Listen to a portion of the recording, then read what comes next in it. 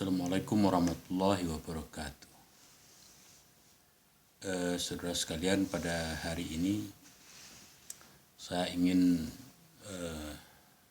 membuat sebuah video dengan topik pembicaraan adalah tentang hakikat penciptaan manusia.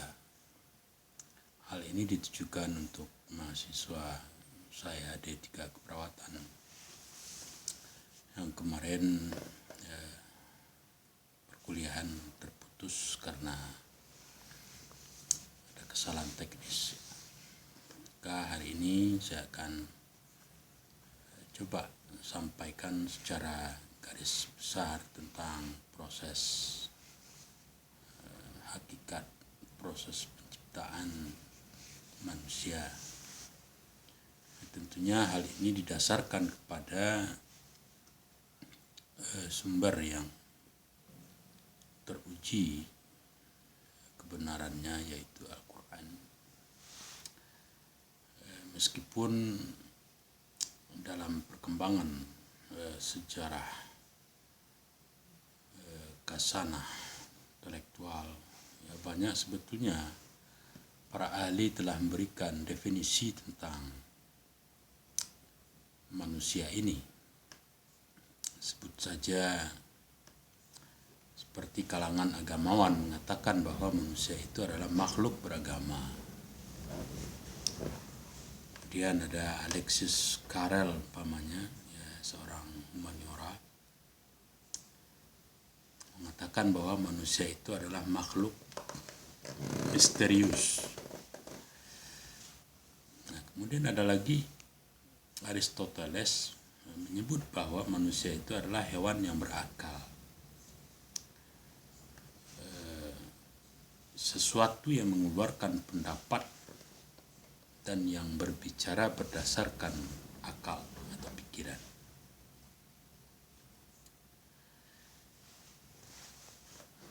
Atau juga manusia disebutnya sebagai hewan yang berpolitik, zoon-politikon atau politikon animali. Nah, sementara Thomas Aquino mengatakan bahwa manusia adalah substansi komplit yang terdiri dari badan dan jiwa. Nah, sementara Spinoza, Hegel, Marx menyebutkan bahwa manusia adalah makhluk hidup yang produktif, menguasai dunia di luar dirinya dengan tindakan, mengekspresikan kekuasaan kemanusiawiannya, baik secara khusus menguasai dunia dengan kekuasaannya, karena itulah manusia yang tidak produktif menurut Spinoza, Hegel, dan Marx. Kalau manusia tidak produktif berarti manusia itu telah mati, atau manusia itu tidak ada. Nah, sementara baru-baru ini kita coba kutip dari pendapat Kompasiana.com bahwa manusia itu adalah makhluk yang komunikatif, makhluk yang berkomunikasi. Alasannya adalah dia melihat proses awal dari munculnya manusia itu, lahir ke dunia, itu hampir seluruhnya menangis. Nah, kalau ada bayi yang tidak menangis lahir ke dunia, itu berarti dia meninggal.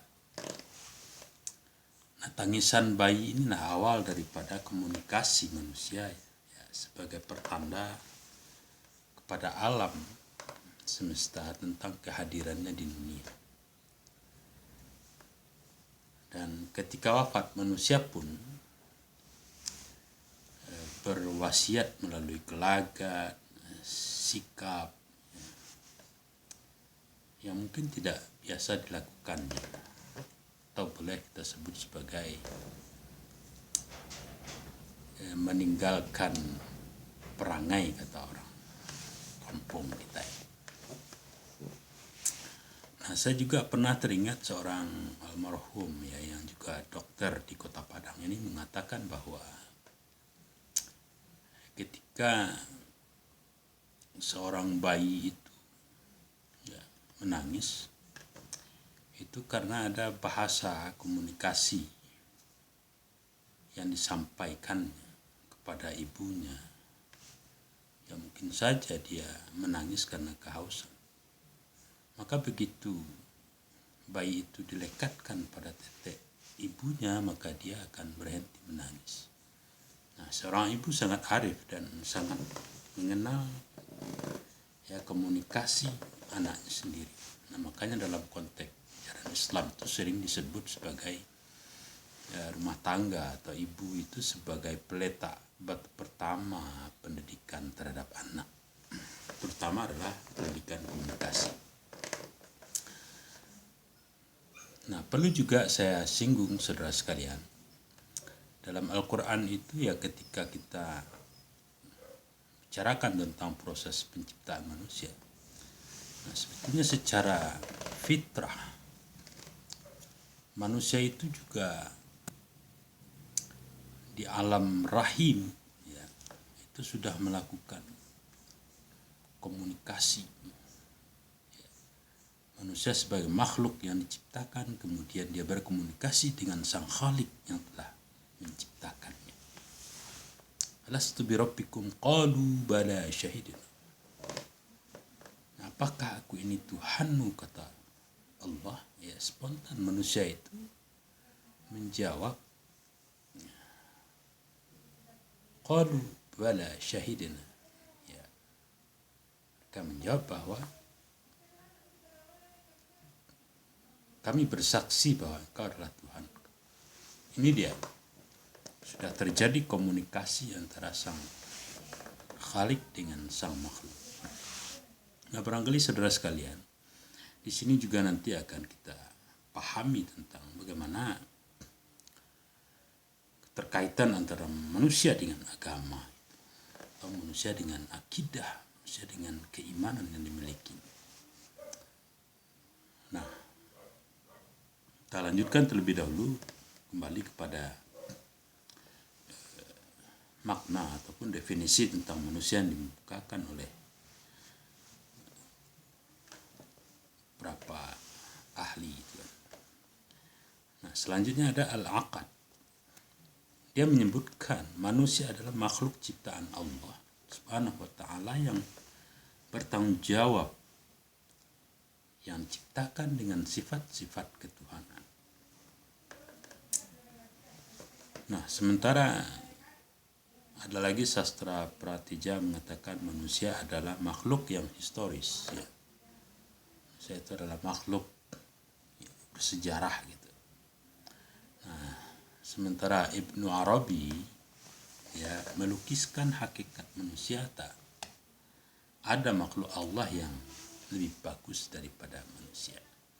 Nah, barangkali Ibnu Arabi ini lebih membandingkan gitu ya, kelebihan manusia dibanding daripada makhluk-makhluk yang lain. Nah, sebagaimana juga telah saya singgung kemarin sedikit tentang ungkapan-ungkapan Al-Quran tentang manusia. Ternyata manusia itu menurut para ulama dan ahli tafsir ya mengutip dari ayat-ayat Al-Quran itu, kalanya manusia dijuluki sebagai al-bashar, basyara. Ya, ada yang disebut sebagai an-nafs, dan disebut sebagai an-nas, ya, dan disebut sebagai al-insan. Nah, sebagai basyara itu dikatakan bahwa manusia memiliki unsur biologis serta memiliki sifat-sifat di dalam dirinya. Ya, artinya secara unsur manusia itu ada yang bersifat biologis, ya, ada yang bersifat fisiologis. Maka makna basyara itu diartikan kepada sesuatu yang tampak jelas. Nah, di sini bisa kita bandingkan dengan makhluk yang lain, umpamanya seperti malaikat atau jin gitu ya. Ya, malaikat dia juga makhluk Allah tapi tidak nampak. Tapi malah ada juga para ulama menyebutkan malaikat itu justru bisa kelihatan gitu kan. Nah, hal ini sebagaimana diceritakan dalam Al-Quran ya, ketika Rasulullah SAW pernah ditanya oleh seorang yang gagah gitu, seorang pemuda yang tampan gagah, kuat, perkasa ya. Beliau bertanya tentang mahwal iman, apa itu iman, apa itu Islam, apa itu ihsan. Nah, begitu Nabi SAW telah menjawab dari pertanyaan orang yang bertanya ini, ternyata para sahabat di kala itu bertanya, siapa itu ya Rasulullah? Justru Rasulullah menjawabnya, itu adalah malaikat. Nah, artinya malaikat itu suatu yang nampak jelas juga. Begitu juga dengan jin umpamanya. Ya, jin itu kadang dia juga punya kebutuhan itu ya, seperti makan. Dia juga perlu kawin dan segala macamnya. Ya, tapi dia tidak kelihatan. Nah, inilah yang memaknakan bahwa bashar itu yang diartikan bahwa manusia itu memang tampak jelas. Nah, kalau kita lihat ke dalam proses penciptaan manusia umpamanya ya, di dalam rahim itu awal-awalnya kan manusia tidak bisa mengetahui dengan jelas keberadaan janin yang ada dalam rahim itu, apakah dia manusia